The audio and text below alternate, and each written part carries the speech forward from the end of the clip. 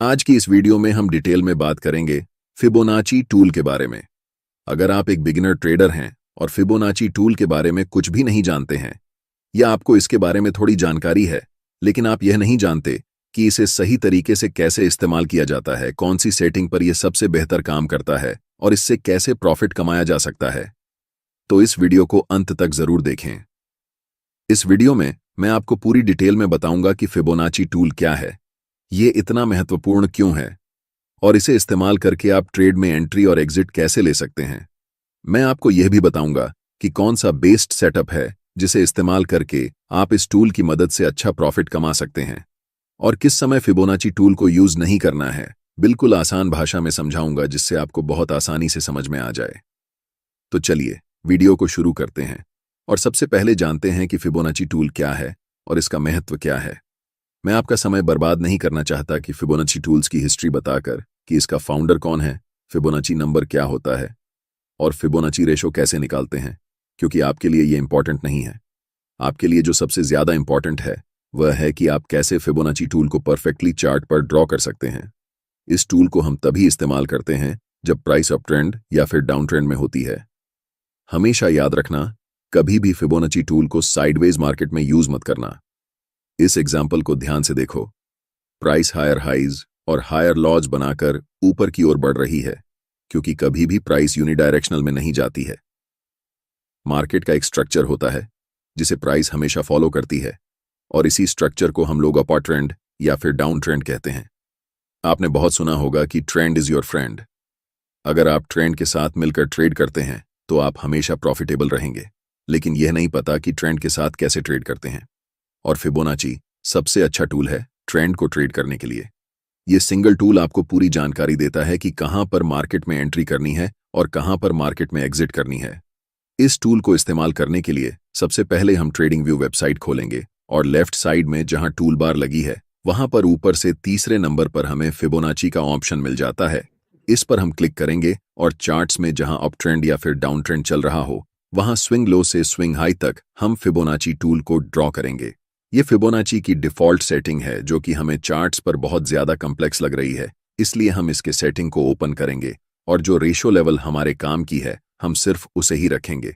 0.382 level को हम remove करेंगे, फिर 1 से ज्यादा जितने भी रेशो हैं उन सब को रिमूव करेंगे सिर्फ एक को छोड़कर, जो है 1.618।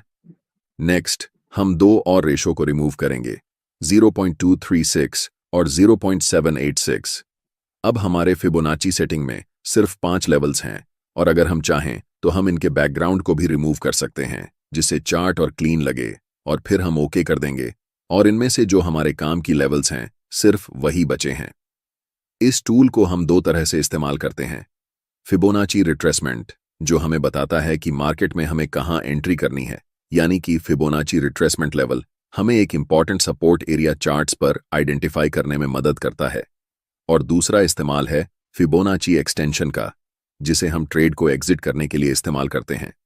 ये हमें मार्केट में इंपॉर्टेंट रेजिस्टेंस लेवल ढूंढने में मदद करता है।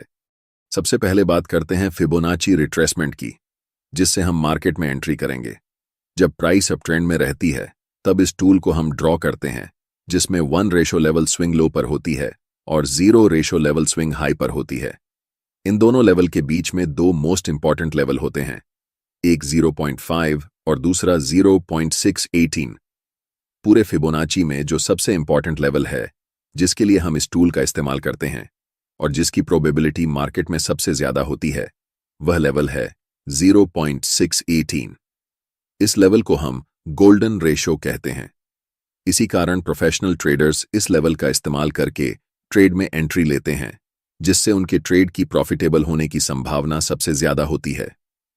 मार्केट कभी भी एक डायरेक्शन में लगातार नहीं जाती है। मार्केट हमेशा रिट्रेस करती है, उसके बाद फिर से रैली करती है, फिर से पुल बैक करती है और फिर से रैली करती है। ये मार्केट का स्ट्रक्चर होता है और इसी पुल बैक का फायदा उठाकर मार्केट में एंट्री ली जाती है और ट्रेंड के साथ ट्रेड किया जाता है, जिससे ट्रेड में प्रॉफिट होने की चांसेस 80 से 90% तक होती हैं। जब प्राइस रिट्रेस करके 0.5 और 0.618 लेवल के बीच में आती है और उस समय हमें कोई बुलिश सिग्नल मिलता है, जैसे बुलिश एंगुल्फिंग कैंडलस्टिक पैटर्न या हैमर कैंडल पैटर्न, तब हम उस बुलिश कैंडल के ऊपर जब अगली कैंडल क्लोज होती है उस समय मार्केट में बाय पोजीशन बनाते हैं। हमारा stop loss recent swing low के नीचे होता है और अगर यह लो टूट जाता है तो यह संकेत है कि मार्केट अब ट्रेंड चेंज करने वाली है या फिर मार्केट साइडवेज होने वाली है। अब हमने ये पूरी तरह से जान लिया है कि फिबोनाची टूल को इस्तेमाल करके कैसे ट्रेड में एंट्री कर सकते हैं। आगे मैं बताऊंगा कि कौन से इंडिकेटर्स के साथ मिलाकर इस टूल को ट्रेड करना चाहिए ताकि आपको सबसे बेहतर रिजल्ट मिल सके। लेकिन उससे पहले जानते हैं कैसे हम इस टूल को इस्तेमाल करके परफेक्ट रेजिस्टेंस लेवल ढूंढ सकते हैं ताकि मार्केट रिवर्स होने से पहले अपनी पोजीशन को एग्जिट कर सकें। ऐसे लेवल को निकालने के लिए हमें प्राइस रिट्रेसमेंट पर फिबोनाची ड्रॉ करना पड़ता है। याद रखना, जब हम ट्रेड में एंट्री कर रहे थे तब हम मार्केट रैली पर फिबोनाची टूल को ड्रॉ कर रहे थे, लेकिन इस समय हम पुल बैक, जिसे हम रिट्रेसमेंट भी कहते हैं, पर हाई से लो तक फिबोनाची ड्रॉ करेंगे। इस उदाहरण में हमें इस लेवल से निचले लेवल तक फिबोनाची ड्रॉ करना है। इस बार 1 रेशो लेवल प्राइस के स्विंग हाई पर है और 0 रेशो लेवल प्राइस के स्विंग लो पर है। हमारा अल्टीमेट टारगेट है फिबोनाची एक्सटेंशन का 1.618 रेशियो लेवल। जब भी प्राइस इस लेवल पर आती है तो वह रेजिस्टेंस की तरह काम करती है। हालांकि फिबोनाची एक्सटेंशन लेवल की प्रोबेबिलिटी लगभग 25% के आसपास होती है, जिस कारण ज्यादातर ट्रेडर्स स्विंग हाई पर ही अपना प्रॉफिट बुक कर लेते हैं। लेकिन अगर आप चाहें तो इस लेवल पर 50% क्वांटिटी बुक कर सकते हैं और एक्सटेंशन लेवल पर 1.6 और 18 पर पूरी क्वांटिटी बुक कर सकते हैं, जिससे आपके प्रॉफिट बड़े साइज में होंगे। अब आपको पता चल गया है कि फिबोनाची रिट्रेसमेंट और फिबोनाची एक्सटेंशन के बारे में, जिससे आप मार्केट में परफेक्ट एंट्री और एग्जिट कर सकते हैं। लेकिन जैसा कि मैंने पहले बताया था, फिबोनाची टूल को अकेले यूज नहीं करना चाहिए। जब तक हम इसके साथ प्राइस एक्शन को नहीं जोड़ते तब तक यह टूल प्रॉफिटेबल नहीं हो सकता है। आगे जानेंगे कि इसे कैसे बेहतर तरीके से इस्तेमाल करें।